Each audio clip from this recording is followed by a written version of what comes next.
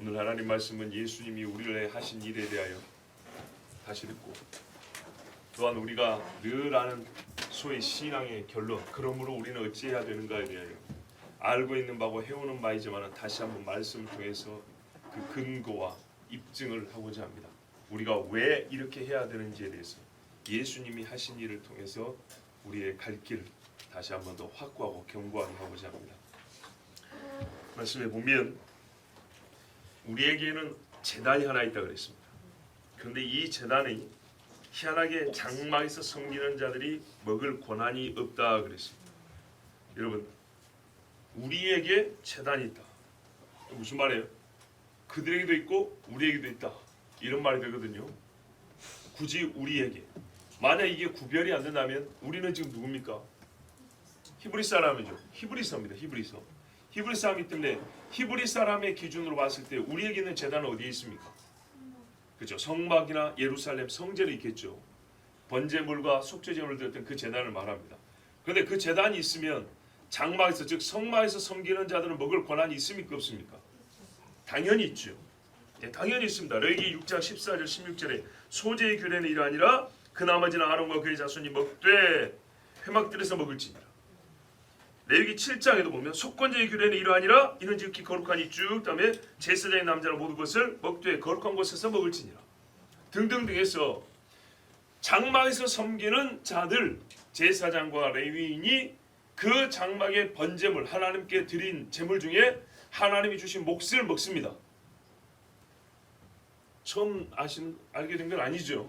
엘리의 자녀들 보세요. 하나님께 드리고 내 몫을 가져왔는데 건방지 하나님께 드리기도 전에 찍어가지고 자기 먹고 싶은 거 가져가서 죄를 지었죠. 자, 기본적으로는 먹을 권한이 있습니다.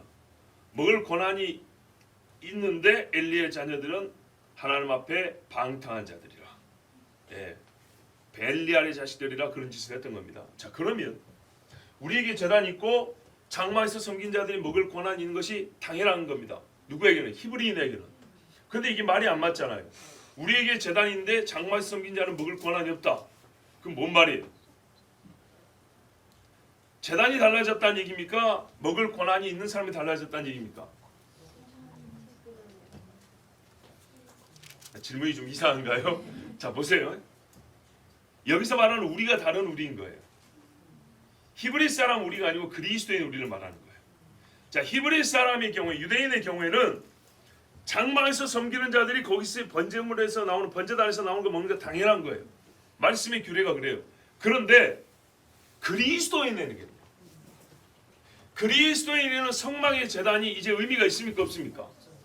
없죠. 그러므로 이 말은 뭐냐면 우리에게는 성막의 제단이 아닌 또 다른 제단이 있다는 말이 됩니다. 그리고 제단이 다르기 때문에 제단에서 나오는 것은 제단을 섬기는 자가 먹는 거거든요.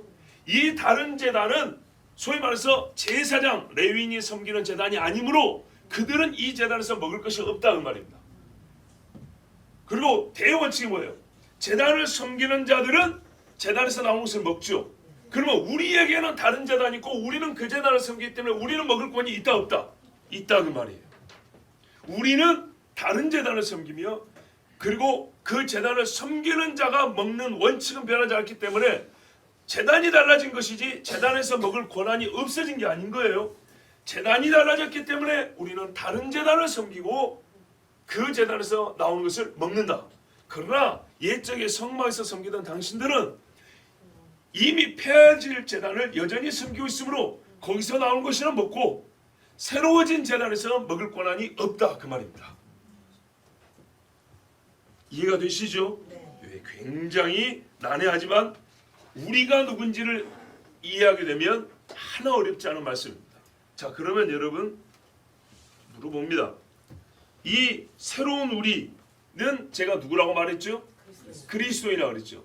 그러면 새로운 제단, 우리가 섬기는 제단, 우리는 먹을 수 있는 그 제단은 누구일까요? 예수님이죠. 그죠? 예. 여러분, 나답과 아비후가 왜 불에 타서 죽었습니까? 다른 불씨 때문이라고 그랬어요. 다른 불씨가 무슨 의미라고 그랬죠? 그래요.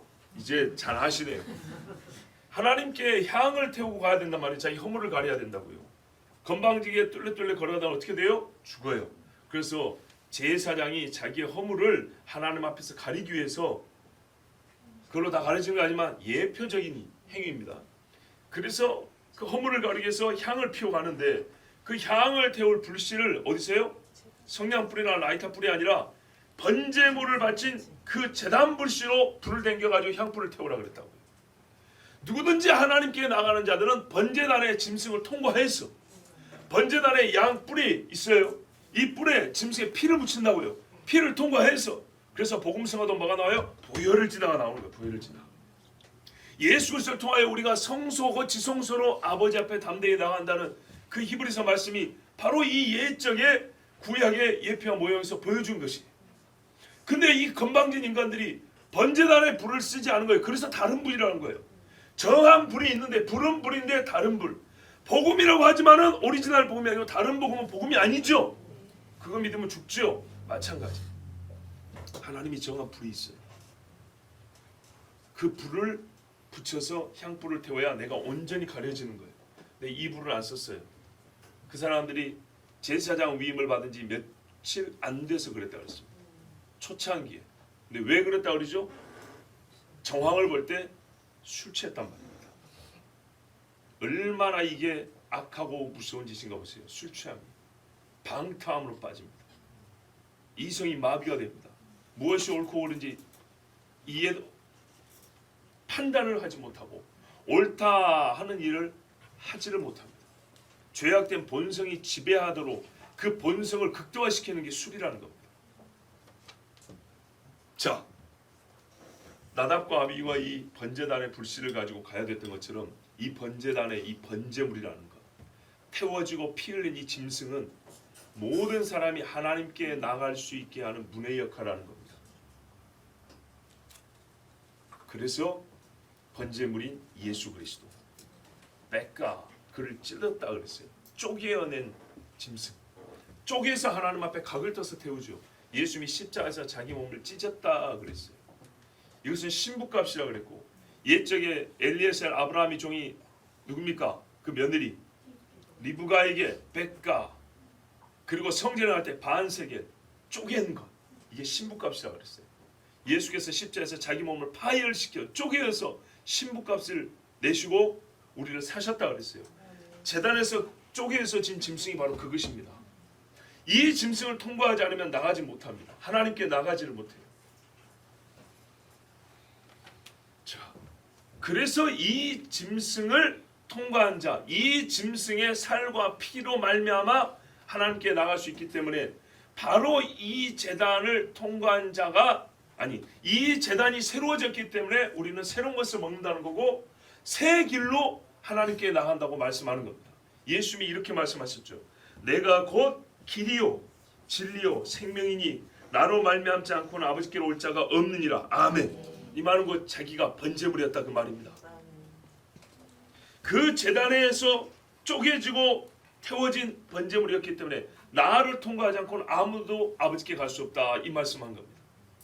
그러니 이 제단이 바뀌었는데 누가 옛적의 짐승 제단을 가지고 어찌 하나님께 나간다고 말할 수 있고 거기서 먹는 것으로 다 먹었다, 우리는 먹을 걸 다 먹었다 말할 수 있겠습니까? 그런데 우리가 여기서 알아야 될 게 있습니다. 예수님의 속죄의 의미, 그러니까 예수님의 죽으심의 의미를 우리는 구약의 모형으로 배우고 있다는 겁니다. 번제와 제단이라는 모형을, 개념을, 그 모형의 개념을 사용해서 우리가 지금 예수님을 배우고 있다는 겁니다. 신학적으로 중요한데요. 우리가 처음부터 이 모형과 예표적 사건이 없이 바로 예수님을 봤을 때 얼만큼 우리가 예수님을 바로 이해할 수 있을까? 어려운 이야기입니다. 저 헬라 세계에도 바울과 사도들이 선교를 가서 전도할 때 다 구약 이야기를 했습니다. 구약 성경을 가지고 가르쳤습니다. 그래서 이방의 교회 편지 속에 보면은 구약의 제사장 이야기도 나오고 제물 이야기도 나오고 온갖 구약적 사건들, 구약의 모형들이 거기 기록되어 있습니다. 그 짧은 시간에 다 가르쳤다는 겁니다. 마지막에 있을 일도 예수님이 예언한 것만 갖고 써도 되는데 선지자들이 많은 것을 가지고 다 가르쳤기 때문에 이방인 교회들도 선지서를 꿰뚫고 알고 있어. 그리고 예수님 오실 날을 바라보게 되었습니다. 자, 그러므로 늘 말씀드리지만 구약을 빼고 신약이 없고요. 우리에게 가르쳐주고 싶은 것은 실체입니다. 그림자가 아니라. 예, 원형입니다. 모형이 아니라. 그러나 하나님은 모형과 그림자로서 우리에게 먼저 가르쳐 주셨고 이것이 없이는 우리가 실체요 원형인 예수님을 만났을 때 제대로 알 수가 없다는 참으로 무지하고 어린 아이와 같다는 것을 인정해야 합니다. 제단이 모형의 역할을 해주지 않았다면 우리가 오늘 왜 새로운 제단이 우리에게 있어서 옛적 장막을 섬긴 자들은 이 제단에서 먹을 권한이 없다는 이 신비로운 계시 말씀을 어떻게 이해할 수 있겠습니까? 제단에 대한 개념이 처음부터 없었다면. 그래요. 예수님은 우리에게 새 제단이 되셨습니다. 새 번제단이요 또한 번제물이 되셨습니다. 그런데 여러분, 율법이 있기 전에, 성막이 세워지기 전에 조상들은 제사를 드리지 않았습니까? 하나님께 번제단을 쌓고 제물을 드렸죠. 예, 옛적 조상 노아도 아브라함도 이삭도 야곱도 이 사람 전부 다 율법이 있기 전에 하나님 앞에 제단을 쌓은 사람들입니다. 그럼 그 사람들은 의인 아벨까지 무슨 의미로 제단을 쌓았을까요? 그것이에요. 우리가 원복음은 창세기 3장에 있죠. 그리고 이 복음을 우리에게 온전히 가르쳐줘서 중간에 모형을 하나님 끼워넣습니다. 그리고 이 모형을 통해서 원래의 것을 확실히 가르쳐줍니다. 예, 아브라함은 율법을 따라 제단을 쌓은 것이 아니에요. 그는 친히 하나님의 나라를 바라봤다 그랬어요. 노아는 율법을 따른 것이 아니었어요. 아벨도 율법을 따른 게 아니에요. 처음 주신 메시아의 약속을 받고 그렇게 한 것이에요. 그 약속을 따라서 그가 오시고 그가 오셔 할 일을 알고 하나님 앞에 번제를 쌓고 짐승을 바쳐서 하나님 앞에 속죄제물을 드렸던 것입니다. 그리고 그걸 하나님이 법을 하여 제사장 국가인 이스라엘에게 명령을 내리신 겁니다. 이렇게 해야 열방이 모든 사람들이 나의 언약을 잊어먹고 있는 이 와중에 모래시계처럼 다 잊어먹고 있는 와중에 너희를 통하여 기억할 것이고 너희를 통하여 내가 내 아들을 보냈을 때 그들이 알아보게 된다 하여 하나님이 잠시 우리에게 모형과 예표를 주셨고 그를 삶으로 살게 한 겁니다. 그래서 우리가 왜 유대인의 역사와 유대인의 삶, 그게 아니라 메시아를 보여주는 실제 삶이었다는 거예요. 그들의 삶 안에 메시아를 보여주는 모형과 예표가 들어있었던 것입니다. 그래서 히브리서 13장 5절에 이렇게 말합니다. 그러므로 우리는 예수로 말미암아 항상 찬송의 제사를 하나님께 드리자. 그냥 결론만 말하면 우리가 예수 믿었으니까 찬송하자 이렇게 드리지만 쓴 용어들을 보세요.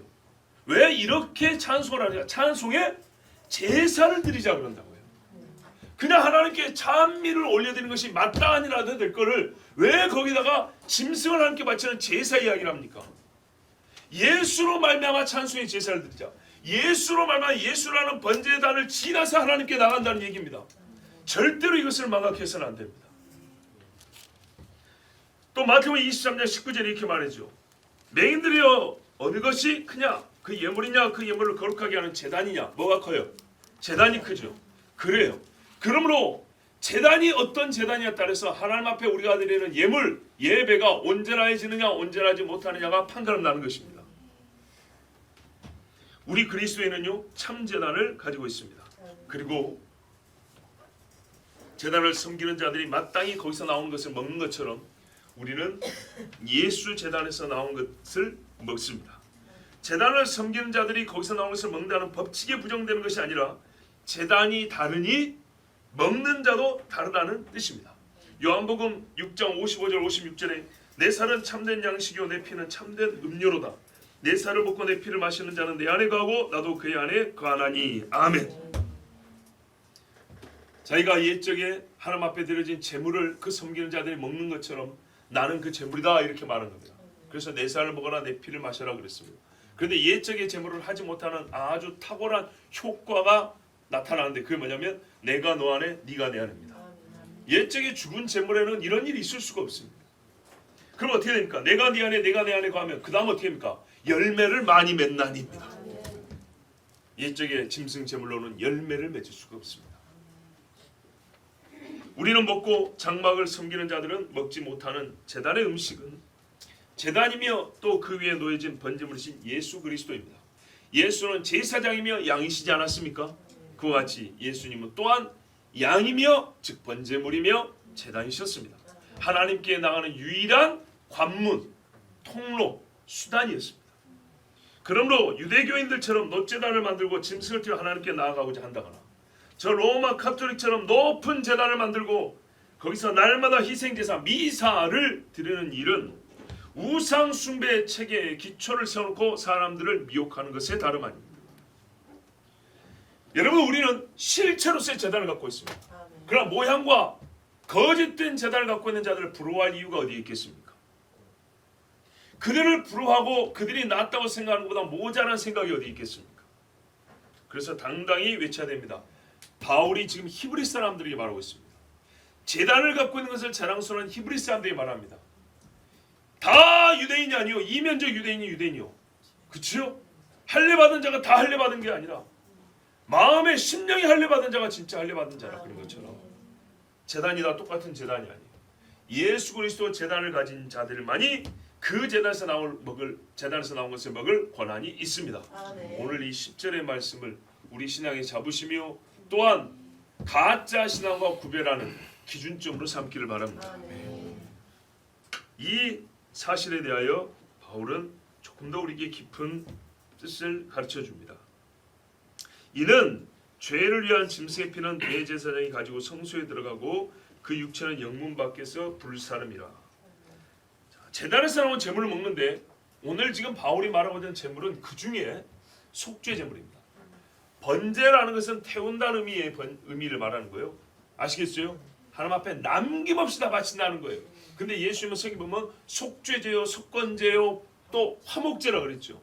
이거는 제물의 의미를 말하는 겁니다. 기능을 말하는 거예요.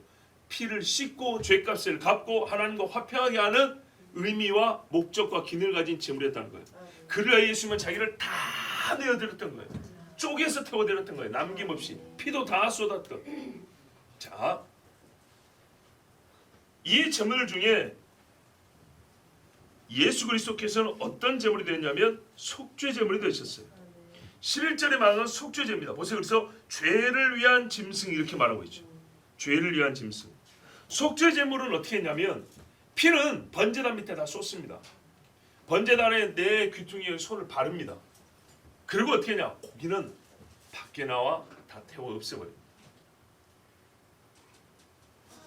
그리고 여러분, 성막은요 진영 밖에 있었어요. 레위기 4장 1절 12절 4장 21절을 보면 그는 그 수송아지를 진영 밖으로 가져다가 첫 번 수송아지를 사름같이 불사를 지니 이는 회중의 속죄제니라 그랬습니다. 회중의 속죄제인 수송아지를 어떻게 하라고요? 다 불사라 버리라. 민수기 19장 3절 9절에 너는 그것을 제사장 엘르아살에게 줄 것이요 그는 그것을 진영 밖으로 끌어내어서 자기 목전에서 잡게 할 것이며 죄를 거두어 진영 밖 정결한 곳에 둘지니 그것은 속죄제니라. 자, 다른 짐승은 일부 먹습니다. 자, 10절은요. 저기 보십시오. 기본형을 말하는 겁니다. 그런데 그 중에 11절은 우리에게 이 번제 다니면서 번제물 때 예수님에 대하여 조금 더 깊은 의미를 가르쳐 있어 그 중에 한 가지 제물 속죄제를 지금 우리에게 말씀하고 있습니다. 속죄제는 어떻게 하냐? 고기를 못 먹습니다. 좀 읽어드리고 있죠. 제가 한 절 더 읽어드릴게요. 대속죄일에 레위기 16장 14절 27절에 이렇게 말씀합니다. 그는 또 수송아지 피를 가져다가 손가락으로 속죄소 동쪽에 뿌리고 또 손가락으로 그 피를 속죄소 앞에 7번 뿌릴 것이며 속죄제 수송아지와 속죄제 염소의 피를 성소로 들여다가 속죄하신즉. 자, 피는 성소로. 오늘 11절 말씀이죠. 피는 성소로. 그 가죽과 고기와 똥을 밖으로 내다가 불사를 것이요. 자, 나머지는 어떻게 해요? 나머지 몸뚱 안에 전부 다 진영 밖으로 갖고 가서 불사라 없애었어요. 사람이 손을 대지 마도록 했습니다. 완전하게 하나님께 드리는 겁니다. 자, 이렇게 말씀한 이유는 뭐죠? 레위기 6장 3절에 30절에 그러나 피를 가지고 회막에 들어가 성소에서 속하게 한 속죄제 제물의 고기는 먹지 못할지니 불사를 지니라 했습니다. 즉 앞절의 말씀을 주장하려고 하는 겁니다. 10절에 보면 뭐라 했어요? 장막에서 섬기는 자들은 그 제단에서 먹을 권한이 없나니 그랬죠. 이게 무슨 말이냐면 본래 장막에서 섬기는 자들이 그 장막 번제단에서 나온 것을 먹는 거예요. 아시겠죠? 그러면 이 장막에서 섬기지 않는 자들은 먹지 못하는 거예요.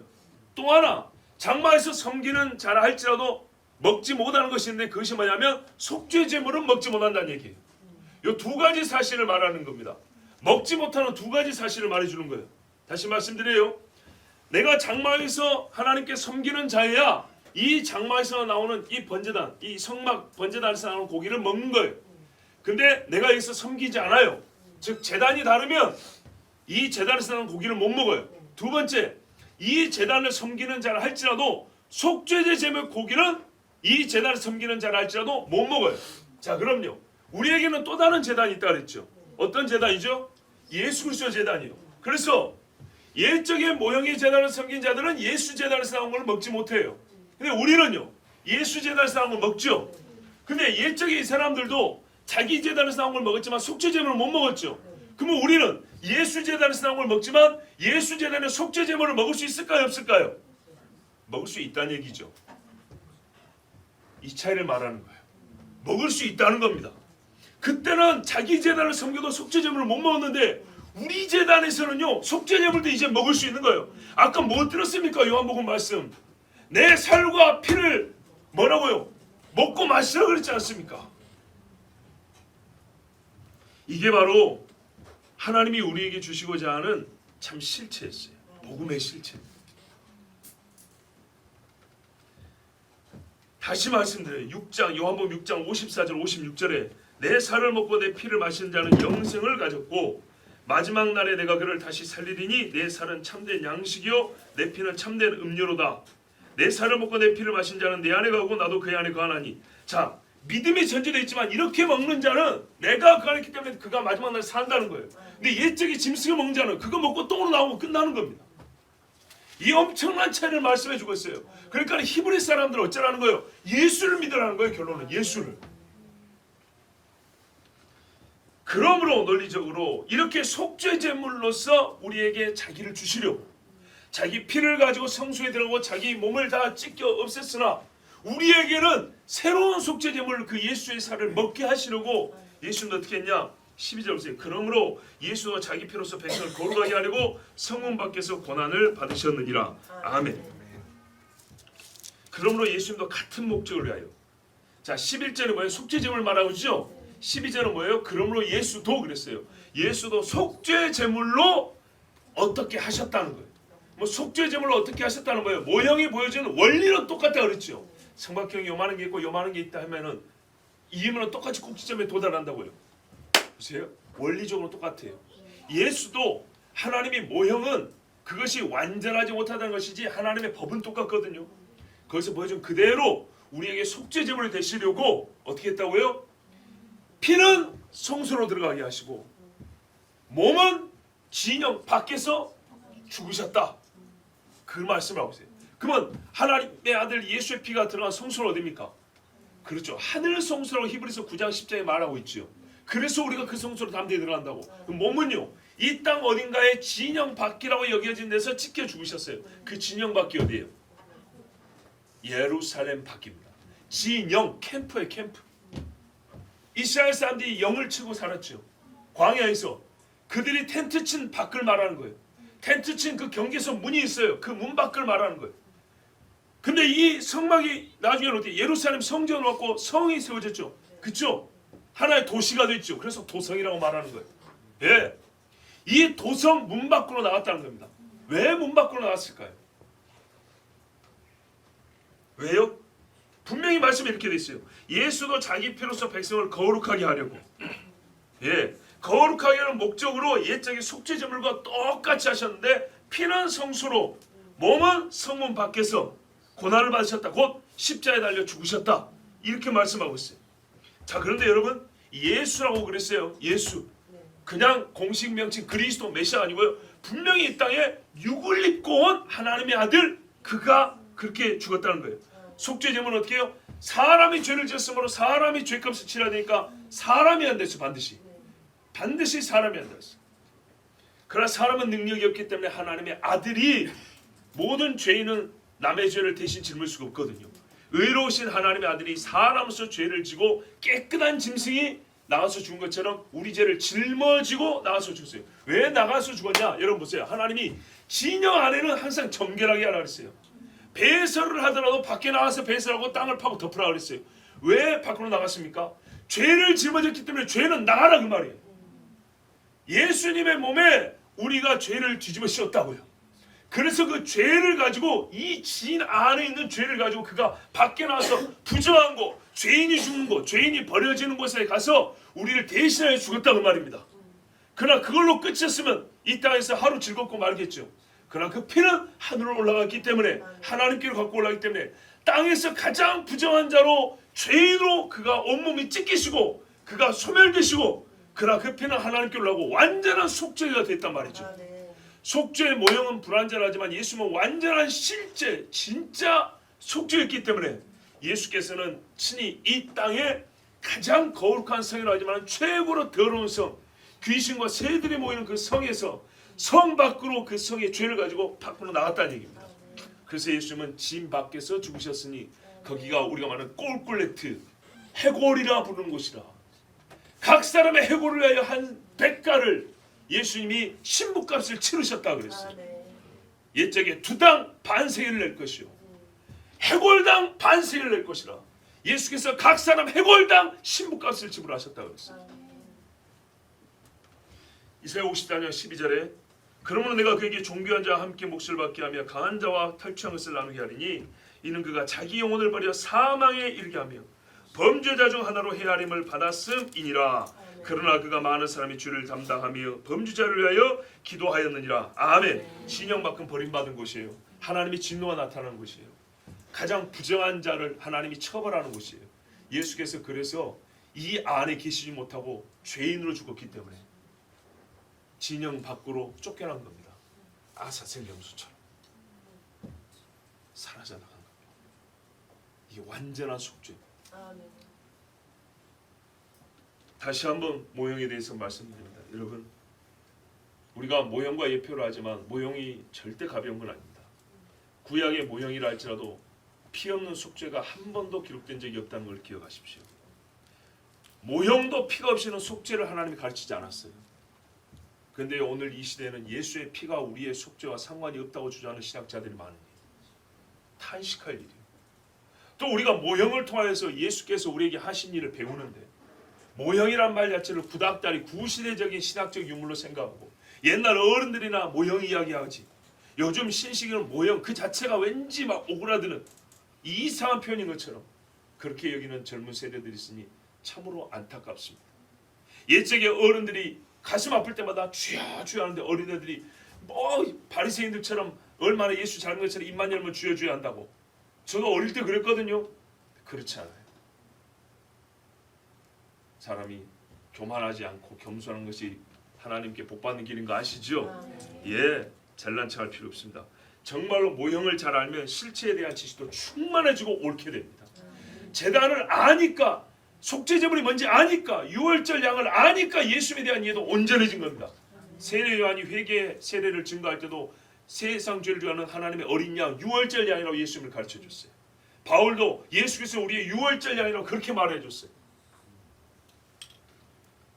절대로 여러분 모형과 원형, 그림자와 실체의 관계를 선입견적인 거부감을 가지고 듣지 마시고 보지 마시기 바랍니다. 분명히 하나님이 그렇게 말했어요. 옛적에 그림자라 너희를 위하여 기록해 놓았다 이렇게 말씀했으니 오늘 우리를 위하여 기록된 이 옛적의 모형과 또는 예표적인 사건들을 잘 기억하시기 바랍니다. 그리고 우리는 하나를 더 배웁니다. 그게 뭐냐면 이것들이 박물관의 전시대에 있는 표본이 아니고 사건이었다는 겁니다. 실제 일이었다는 겁니다. 이게 무슨 말이냐면 예증입니다. 예증. 우리가 예시를 한다 그러잖아요. 예를 들 때는 말입니다. 말 그대로 만든 이야기로도 예를 들 수 있습니다. 그렇죠? 애들에게 가르쳐 주실 때 예를 들어서 있잖아. 엄마가 하면서 얘기를 만들어냅니다. 그러면 이해를 하죠. 예증은 뭐냐면요. 실제로 있는 사건으로 예를 든 겁니다. 성경은 예수께서 우리에게 하신 일을 이 앞전 세대에 실제로 있었던 사건으로서 우리에게 신뢰를 보여주는 겁니다. 그러므로 우리가 말씀을 전하고 성경을 풀어갈 때는 성경 안에 이미 예증이 되어 있는 것을 기억하고 성경으로 성경을 해석하고 성경으로 성경을 이해하는 것이 가장 바람직한 방법이라는 것을 깨달으셔야 합니다. 그래서 바울도 성경으로 예수를 지금 말하고 있습니다. 구약 성경으로 새 언약을 가르치고 있는 것입니다. 실제로 지금 바울이 그렇게 가르치고 있지 않습니까? 우리도 이와 같은 하나님 말씀에 가르치고 배우는 방식을 배워야 합니다.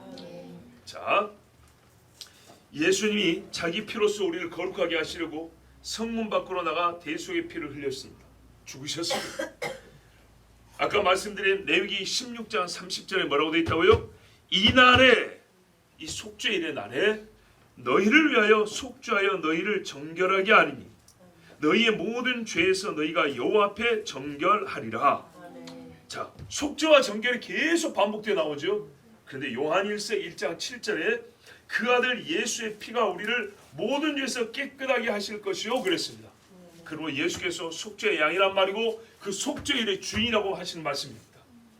그런즉 이제 우리의 할 일이 나왔습니다. 아, 예수님이 일을 하셨구나. 예수님이 그래서 영문 밖으로 나가셨구나. 옛날에 선지자 중에 일부는 성전 안에서 죽임을 당하기까지 했지만 예수는 굳이 부정한 자로 여기로 가서 성문 밖으로 나갔구나. 그 이유가 무엇인가? 이것을 깨달았어요.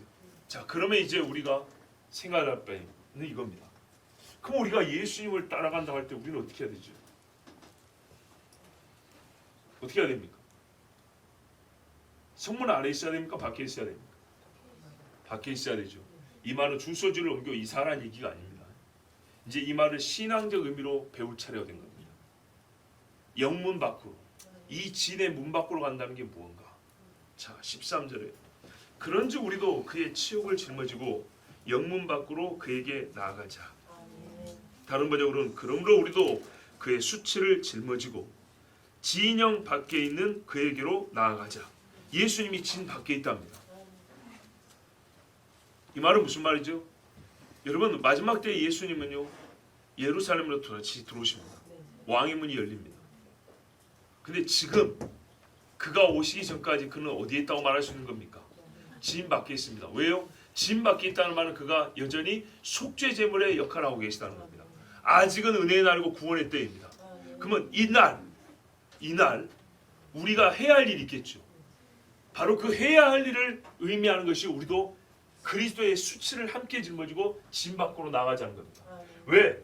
다시 오시기 전까지 예수는 의미상 어디 있다고 말할 수 있죠? 진영 밖에 있다고 말하는 겁니다. 그러면 우리는 그리스도로 살면 어떻게 한다고요? 진영 밖에 그가 계신 곳에 함께 있어야 된다는 얘기입니다. 그런즉은 꼭 동일한 지위나 목적을 가지고 있어야 한다는 뜻의 결론을 말하는 것은 아닙니다. 즉 우리도 예수님처럼 누군가의 대속물이 되어야 한다. 남을 내 죽음으로 거룩하게 하여 우리도 진받고 한다. 그런 말은 아닙니다. 예수 그리스도와 다른 위치에 있지만은 예수님과 상관성에서 예수의 이런 대속사역의 은혜를 입은 자로서 가진 책무로서 우리가 어떻게 처신해야 되는지를 말하는 데 접속사 그런 적입니다. 바울을 보세요. 바울이 예수 그리스도를 지금 가르치고 있죠. 히브리서 바울이 썼습니다. 이렇게 가르치고 있는 바울은 어떻게 했죠? 진영 밖으로 본인이 나갔을까요? 안 나갔을까요? 나갔죠. 바리새인의 회에서 나왔죠. 그 다음에 어디로 갔어요? 안디오로 갔죠. 아시아로 갔죠. 마케도니아로 갔죠. 로마로 갔죠. 바로 그것을 생각하면 됩니다. 이게 바로 영문 밖으로 나가는 겁니다. 골로새 1장 24절에 나는 이제 너희를 위하여 받는 괴로움을 기뻐하고 그리스도의 남은 고난을 그의 몸된 교회를 위하여 내 육체에 채우노라와 같이 그리스도의 고난과 대속 죽음을 짊어지고 우리가 지금까지 있었던 안전한 곳이자 동시에 사망의 곳, 몸은 안전하지만 실제로 영은 죽는 곳인 이곳을 떠나는 것. 우리가 증거의 사명을 위하여 이스라엘이라는 진영 밖으로 나가는 것. 지금 히브리인에게 보내는 편지입니다. 당신들의 것이 전도인 나는 히브리인, 나는 유대인 이 관념 밖으로 나가는 것. 우리 민족이라는 진의 문을 열고 나간다 그런 말입니다. 근데 나가는데 반드시 수반되는 게 있답니다. 그의 치욕을 짊어지고. 여러분 예수님 팬티 안 걸쳤다 했습니다. 그 그림이니까 그리 그려놓은 거라고. 성경에 뭐라니까 그들이 예수님의 속옷을 제비 뽑았다 됐어요. 이는요 그런 수치를 짊어져야 합니다. 고난을 받습니다. 몇 주 전에 말씀드렸죠. 예수님 맞은 채찍은 유대인의 40에 하나 감한 채찍이 아니었다. 빌라도가 죽이라는 사람들을 만족시키기 위해서 죽이는 거 대신 때렸기 때문에 죽으라고 때린 채찍이었다고. 그런데도 그게 실패하고 결국 십자가의 못을 박았다. 죽으라고 때린 채찍을 맞고 십자가를 지려니 질 수가 있어야죠. 그게 예수님의 질고를 지고의 말뜻이라고 했습니다. 반드시 이와 같은 고난을 감수하고 인내하면서 그리스도를 따라야 한다는 말입니다. 그냥 호기 좋게 의미를 알았으니까 그냥 구호로 진영 밖으로 이거는 한 발자국도 못 나갑니다. 마태복음 16장 24절에 이 예수께서 제자들에게 이르시되 누구든지 나를 따라 오려거든 자기를 부인하고 자기 십자를 지고 나를 따를 것이니라 했습니다. 이 앞에 사건 중에 유명한 사건이 하나 있죠. 변화산 사건입니다. 거기서도 내가 십자가 죽으러 간다니까 베드로가 당장에 말렸죠. 예, 지금 당장 뭐 목에 칼이 들어온 것도 아니고 채찍을 맞은 것도 아니고 그 말에 벌써 브레이크를 걸었습니다. 그래서 예수님이 뭐라 했죠? 사탄아 물러가라고 했어요. 우리가 얼마나 실제로 그리스도의 고난을 짊어지고 영문 밖으로 나갈지 사실 누구도 장담 못합니다. 그러나 장담 못하니까 기죽고 살고 그냥 서로 작은 믿음으로 고만고만 살자는 건 틀린 말이죠. 하나님 앞에 구해야죠. 이거는 명령이고 권면입니다. 또한 주께서는 우리에게 명령하시고 항상 능력을 주십니다. 14절에 우리 번역은 연계형으로 되어 있습니다. 15절과 연결시켰는데 14절은 13절과 연결되어 있습니다. 우리가 여기는 영광 도성이 없으므로 장차 올 것을 찾나니 해서 15절로 연결되죠. 그렇지 않냐고? 여기에는 우리에게 영광 도성이 없는 거로 우리는 장차 올 도성을 찾고 있노라. 아멘. 자 보세요. 왜 우리가 이 성문 밖으로 나가냐? 이거는 영원하지 않기 때문이라는 거예요. 지혜로운 사람은 뭘 찾죠? 영원한 걸 찾아요. 어디로 가야 영원한 게 있다고요? 영원하지 않는 성을 나가야 영원한 성을 얻는 겁니다. 그래서 영원한 성을 우리는 찾고 있기 때문에 영원하지 않은 이 성을 떠나야 된다 그 말입니다. 근데 이 영원하지 않는 성에는 예수가 계시지 않냐고. 우리가 찾는 영원한 성은 어디에 있어요? 예수님이 계신 곳에 있는 거예요. 그러니 우리는 나간다 이 말입니다. 우리가 치욕을 짊어지고 예수가 계신 영문 밖으로 나가자. 왜냐하면 원래는 원문에 왜냐하면 우리 번역을 빠졌고 뒤로 이어놨어요. 아니에요. 13절로 해주는 거예요. 왜냐하면 왜 우리가 이 성문 밖으로 나가냐면 우리는 본시 영원한 도성을 찾는 아브라함의 족속이 아니냐. 그런데 곧 있으면 제가 될 이 성 안에서 우리가 무슨 생명을 얻겠다고 여기 있겠느냐. 예수도 밖에 계시고 그 영원한 도성이 저 밖에 있는데 우리가 금세 없어질 여기서 소돔과 고모라 같은 성에서 무엇을 얻겠다고 우리가 여기 있겠느냐. 그러므로 히브리 사람들아 예수가 계신 영문 밖으로 영원한 도성을 찾는 자면 네가 입만 벌리면 우리는 아브라함과 같이 영원한 도성을 찾는다는데 그러면 어떻게 하라고요? 나가자 그 말입니다. 우리가 영문 밖으로 나가는 또 다른 이유입니다. 우리는 여기에서 영구한 도성을 갖고 있지 않습니다. 이 땅에는 본질적으로 영구한 도성이 없습니다. 그리고요 잠시 있다가 사라질 것인데도 불구하고 세상은 신자들에게 도성을 주고자 하지 않습니다. 신자가 갖고 있는 귀한 것들이 있으면 뺏어버리려고 합니다. 우리가 갖고 있는 진리, 영원한 진리의 말씀들, 그 하늘나라 성에 속한 것이 있는 것을 뺏어버리려고 합니다. 없애버립니다. 이게 세상이 하는 짓입니다. 그런데도 그걸 알지 못하고 세상이 나의 친구가 되는 줄 알고 세상이 주는 밥을 먹으면서 앉아 있습니다. 같이 있으면 죽습니다. 그래서 우리는 오직 영문 밖 그리스도에게로 나아갑니다. 영문 밖으로 가자 그리고 그리스도를 만나자 이렇게 표현하지 않고 한 문장입니다. 연속된 행동입니다. 영문 밖으로 그에게 나아가자 이렇게 되어 있습니다. 이는 15절까지 연결해서 볼 때 13장 15절에 그러므로 우리는 예수로 말미암아 항상 찬송의 제사를 하나님께 드리자. 이는 그 이름을 증언하는 입술의 열매니라 그랬죠. 이 15절까지 연결된 것을 볼 때 영문 밖으로 나간다는 것은 회심의 사건과 그 이후의 신앙의 삶을 전부 포함하는 겁니다. 영문 밖으로 나가는 것은 죄 속에서 이제는 구원자인 예수께로 나아가 믿음을 갖자. 그리고 믿음을 갖고 계속 천국의 소망을 가지고 살자. 그 말을 한 겁니다. 그래서 15절에 항상 하나님 앞에 예수로 말미암아 뭐예요? 구원을 얻자면서 이제는 찬미의 제사를 드리자 이렇게 나가는 겁니다. 입술의 열매를 드리자는 겁니다. 계속해서 양무리에 들어갔다면 양의 목자를 따른 것이지 한 번 양무리 속에 들어가서 나도 거기서 맛본 적이 있어, 이것은 신앙이 아닙니다. 한 목자를 찾았으면 계속 그 목자의 양무리 속에 들어있어야 죽지 않고 살 수가 있습니다. 아멘. 예수님께서 먼저 영문 밖으로 나가셨습니다. 그분이 이 땅에서 머리 둘 것도 얻지 못하셨지만 하늘에서는 하나님 보좌 우편에 지금 앉아 계십니다. 아멘. 바로 이 영광을 주시려고 이 땅에서 우리에게 영구한 도성을 주지 않으셨습니다. 아멘. 보세요. 예수님께서 하늘에서 영광을 취하셨어요. 이 땅에서는 머리 둘 것도 없었어요. 똑같아요. 그 목자인 예수를 따르는 우리도 똑같아요.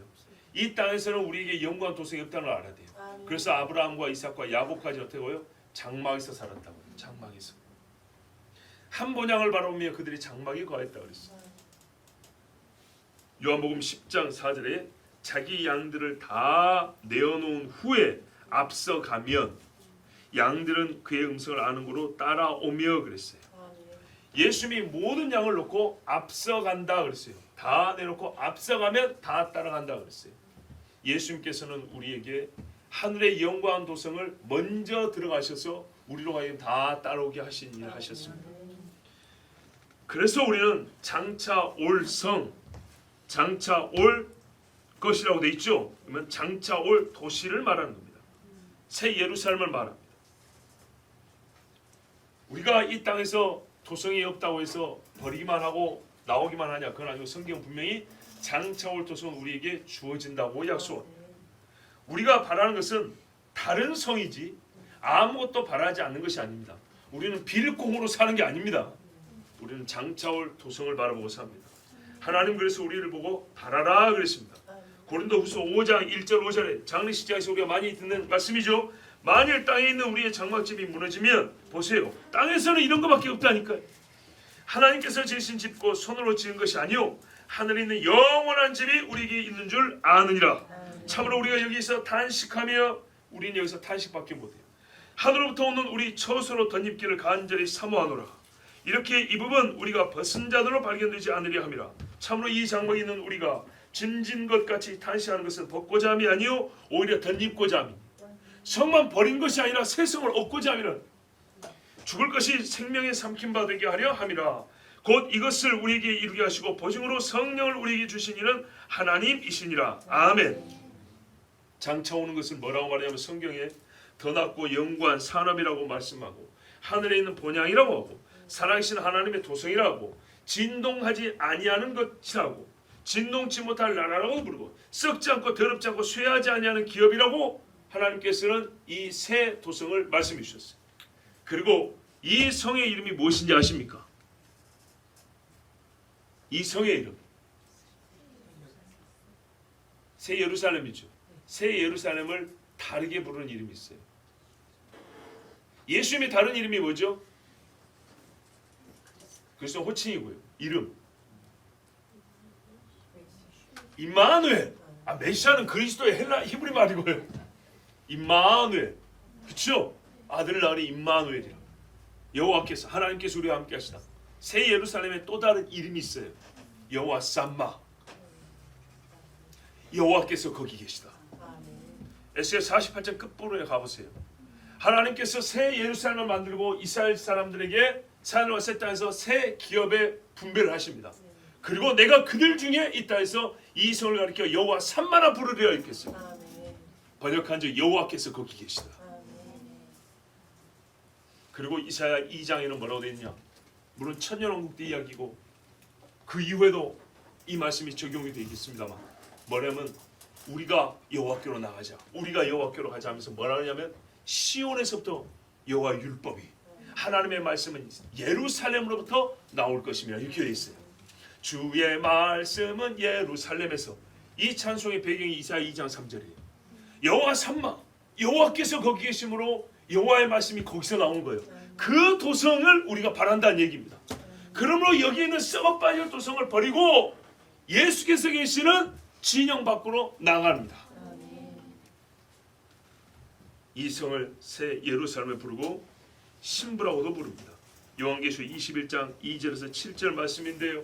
이 성의 아름다움은 얼마나 큰지 또 그 영광이 얼마나 참 대단한지. 또 내가 보면 거룩한 성 새 예루살렘이 하나님께로부터 하늘에서 내려오니 그 준비한 것이 신부와 남편을 위하여 단장한 것 같더라. 얼마나 아름답습니까? 내가 들으니 보좌에서 큰 음성이 나서 이르되 보라 하나님의 장막이 사람들과 함께 있으며 요 장막에서 먹고 사는 겁니다. 이제 예적 장막입니다. 하나님이 그들과 함께 계시니 그들은 하나님의 백성이 되고 하나님은 친히 그들과 함께 계셔서 보세요. 여호와께서 거기 계시다. 모든 눈물을 그 눈에서 닦아주시니 다시는 사망이 없고 애통하는 것이나 곡하는 것이나 아픈 것이 다시 있지 아니하리니 처음 것들이 다 지나갔음이로라. 보좌에 앉으신 이가 이르시되 보라 내가 만물을 새롭게 하노라 하시고 또 이르시되 이 말은 신실하고 참되니 기록하라 하시고 또 내게 말씀하시되 이루었도다. 나는 알파와 오메가요 처음과 마지막이라. 내가 생명수 샘물을 목마른 자에게 값없이 주리니 이기는 자는 이것들을 상속으로 받으리라. 나는 그의 하나님이 되고 그는 내 아들이 되리라. 아멘. 이 마지막 아들이 된다는 이 엄청난 약속입니다. 뭐라 이기는 자들 보세요. 여기 두 가지 있어요. 목마른 자는 오라. 목마른 자는 오라. 우리가 좀 신학적으로 구분하자면 회심의 사건이랄 것 같으면 이기는 자, 분투하여 싸워 승리하는 자, 마지막까지 인내하는 자죠. 그래서 영문박 그에게 예수께서 계신 곳 썩어지고 사라질 도성을 나와서 영광 도성을 바라본다는 것은 이 말씀은 최종적으로 두 가지 의미가 있습니다. 이 두 가지 의미는 제가 설교 초대 말씀드린 대로 수없이 여러 설교를 통해서 아니요 거의 대부분의 설교의 결론으로 우리에게 주신 말씀입니다. 그 두 가지를 말씀에 따라 생명 샘물을 먹고 이기는 자라는 이 말씀에 따라 다시 정리해 드립니다.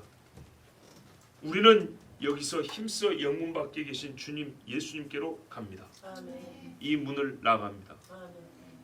영구하지 않은 도성 밖으로 나갑니다. 개들의 놀이를 박차고 일어나십시오. 아멘. 숙군들의 어지러운 소리가 들리지 않는 곳으로 달려나가세요. 아멘. 음행의 야릇한 눈짓에서 고개를 돌리세요. 아멘.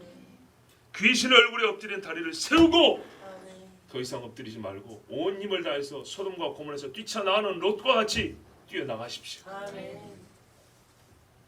나를 막고 있는 세상의 견고한 성문을 뚫고 나가십시오. 아멘. 힘이 없으면 하나님께서 천사를 통하여 그 문을 깨뜨려 주십니다. 아멘.